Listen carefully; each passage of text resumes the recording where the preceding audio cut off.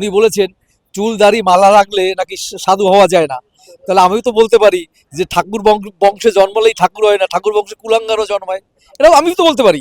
উনি কেন বলবেন যে একজন গোসাইকে যে চুল দাড়ি রাখলে নাকি সাধু হওয়া যায় না? তাহলে কি রাখলে সাধু হওয়া যায়? তাহলে ওই যেটা অসীম সরকার, ওনার দলের এমপি এমএলএ, সে বলেছিল শান্তনু গাঁজাখোর মদখোর সবখোর। আমি কিন্তু বলিনি, কে বলেছে? অসীম সরকার, ওনার দলের বিধায়ক। তার মানে সেই কথাটা সত্যি।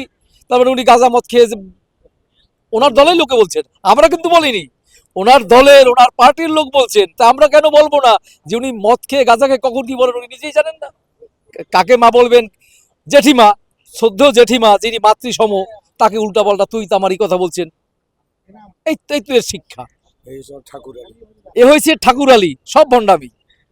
আসলে উনি মতুয়ার ঘরে জন্মিয়ে মতুয়াকে ব্যবহার করে উনি ওই এমপি হয়েছেন, ব্যবহার করে মন্ত্রী হয়েছেন, সব হয়েছেন।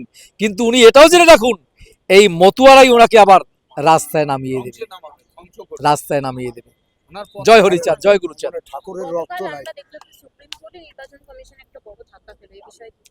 দেখুন, এটা যে তৃণমূল থেকে যে সুপ্রিম কোর্টে কেস করেছিল তাতে আমরা খুশি, কিন্তু আর একটা খুশি, একটা কথা বলেছে যে এডমিট কার্ড এখন প্রাধান্য পেয়েছে, কিন্তু সবাই তো আর মাধ্যমিক সে পরীক্ষা দিতে পারেনি অর্থের অভাবে।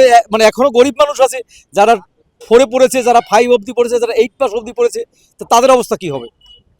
তাই আমি মাননীয় মুখ্যমন্ত্রীর দৃষ্টি আকর্ষণ করে বলছি যে শুধু মাধ্যমিকটাই ধরা নয়, যারা 4 পাস, যারা 5 পাস, 8 পাস, এদেরটাও যেন নির্বাচন কমিশন প্রাধান্য দেয়।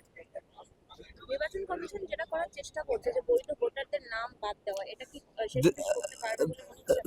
দেখুন, আমি একটা কথা বলছি, এরা কি করছে, 120টা 25টা আসন ছিল যেখানে বিজেপি 10,000 12,000 ভোটে হেরেছে। এরা ওই কেন্দ্রগুলো, বিধানসভা কেন্দ্রগুলো ম্যাপিং করে সেখান থেকে 10,000 ভোট উড়িয়ে দিয়েছে। এখন এসআইআর এর মাধ্যম থেকে যদি আরও 10,000 ভোট সরাতে পারে, তো 20,000 হয়ে গেল, ওদের জয়ের যাত্রা একটা মানে হয়ে গেল।